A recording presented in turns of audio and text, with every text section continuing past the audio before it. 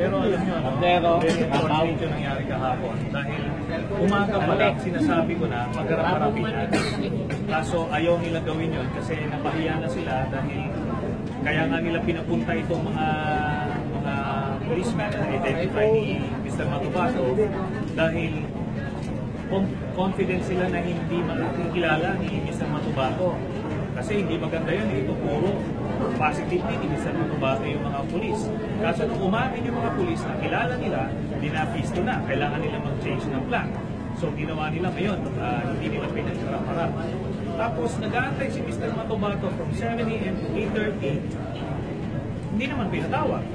Ngayon nung sinabihan ako ng aking security officer na nire-recommend niya for security reasons na umalis na kasi mahaba pa yung biyahe at delikado na magbiyahe siya ng malalim na gabi. So pinayagan ko na kasi wala naman akong sa hearing ngayon. Tapos, yung time na yun, buo naman hinanap.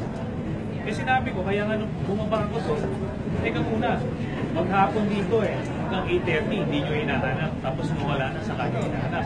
Anyway, kung may schedule hearing tayo ng 9 AM, pwede nyo itanong kung anong itanong. So what's the fuss about? Pero naghahanap na talaga ng butas. Tapos kahapon, kagabi, nakita natin, napahiya sila na yung ikinapuputok ng butsi nila na hindi daw nagsabi si Matubato na yung about yung kidnapping case. Eh, yung pala nasa transcript, 2 beses sinabi ni Mr. Matubato kay Senator Gordon mismo.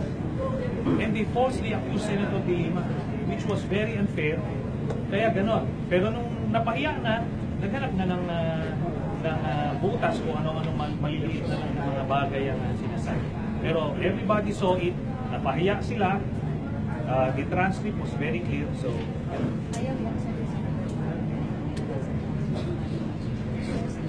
Well, pride na lang yan.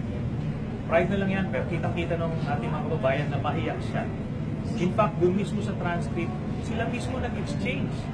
So we cannot feign ignorance. Ngayon, kung sasabihin niya, memory lapse yun, o teka muna, kung ikaw nga nagkaka-memory lapse na si Mr. Matubato, hindi pwede magka-memory lapse. Remember, ang kasalanan ni Mr. Matubato daw is yung 2002 at 2001. But here's the thing. Remember nung unang hearing, nung sinabi ni Mr. Matubato na 2002, yung Sally Macdum, ayaw nga nila maniwala kasi wala daw sa Google si Sally Macdum. Sinabi rin, 2002, wala raw pa akong PF. Pero ngayon lumalabas, 2000, daw na-abduct si Sally Macdum, hindi may totoo nga Sally Macdum, doon sa video na nilabas si Senator Cayetano, totoong inidnap si Sally Macdum at may mga witnesses. So tama yung sinasabi ni Mr. Matubato. Plus, kung 2000 nangyaring abduction, ibig sabihin may pa-OKF. So talagang totoo ang sinasabi ni Mr. Matubato. Ngayon, ang tanong dito, ano ba yung sinasabi niyong niloloko? Kung may nagpasakay sa kanila, isipin si Mr. Las Cañas. Diba? Maliwanag ito. It's a simple test. Yung relo, gumawa siya ng kwento Nahuli siya kaagad. So ganun. Dito natin makikita yan. And I hope it was clearly seen also by our people. Sir, may warrant. Sir, may warrant. May warrant.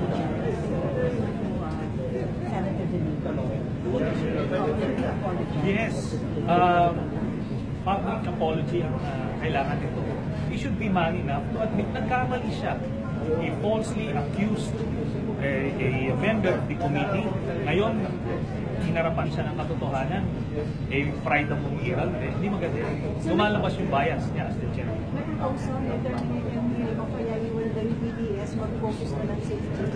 Sabi ko na, time tutuloy, di ba? Alam nyo, pagka sinupress nyo yung katotohanan, merong paraan yan para lumabas. Dapat pinag-aaralan nila yung history. Sir, may warrant daw na ilalabas from Davao against Matubato, illegal possession of firearms. Ano biglaan ba yan, sir? Definitely, lumalabas na talagang 2014 pa yung kaso. And ngayon lalabas yung warrant. Talagang highly suspicious. Gusto nilang i-suppress talaga si Mr. Matubato. And that will raise some questions. Kung talagang walang kakwenta-kwentang testigo ito, si Mr. Matubato, bakit no inigipin?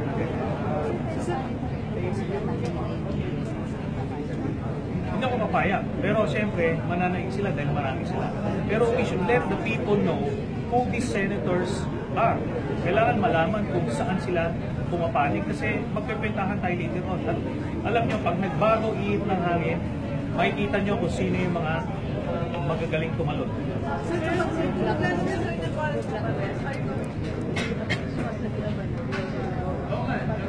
Sa akin, I will obey the legal processes. Kung ano yung nararapat gawin, gagawin ko natin yan.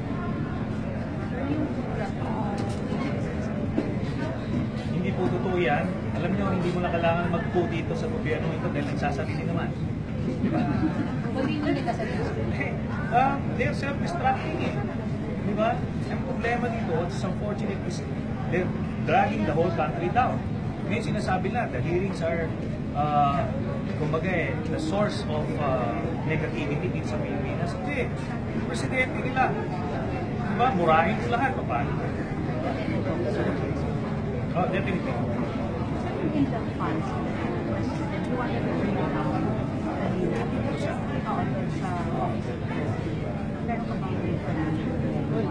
Hindi naman. Ayaw lang natin ng parang blank check. Gusto natin na systematic. Kasi may mga bagong opisina under the office of the President. Gusto natin na ma-allocate na kaagad from the get-go para hindi yan kung saan-saan dadalhin. At the same time, kung talagang ang primary advocacy is the war on drugs, it's very much warranted na ilipat natin. Maglagay tayo ng pondo sa PIDEA na sila yung primary agency against illegal drugs. Yes. Wala naman eh. Kasi sino ba sa Office of the President per se ang nagkakandak ng war on illegal drugs? Wala naman eh. Oo, PIDEA is the primary agency. So dapat doon na natin ilagay. Diba? Kung PNP, nilagyan din natin yung PNP, AFP, AFP.